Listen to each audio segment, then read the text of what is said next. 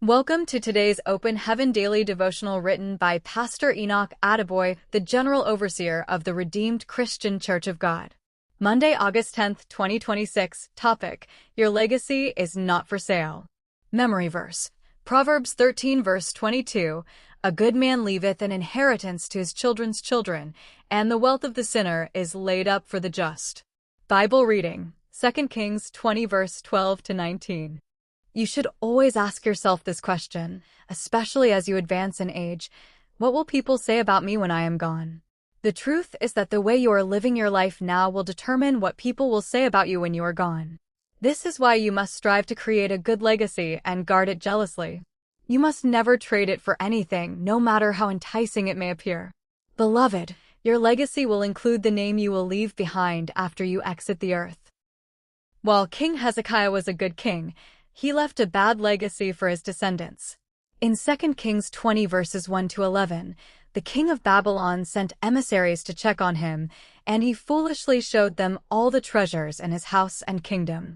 His actions exposed his kingdom and consequently his descendants to the enemy. When Isaiah told him that the consequence of his foolish actions would be the captivity of his children, and that all the treasures of his land would be carted away by the king of Babylon, he replied, "Good is the word of the Lord which thou hast spoken. Is it not good, if peace and truth be in my days?" Surprisingly, he was okay with the captivity not happening in his time, but in the days of his children. His actions were clearly unwise. Hezekiah sold his legacy just because he wanted to display his wealth. His descendants would always remember him as the one who exposed them to the enemy and made them lose the kingdom. Today's memory verse tells us that a good man will leave an inheritance for his children's children. He will not deprive them of their inheritance or give them a bad name that they will be ashamed of. I pray that you will not open the door for the enemy to torment, afflict, or capture your descendants, in Jesus' name. Every family that is battling one ancestral problem or another was exposed to it by someone in their lineage. Do not be such a person.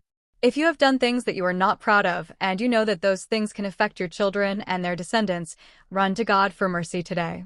Ask Him to cleanse you with His blood and rewrite your family story.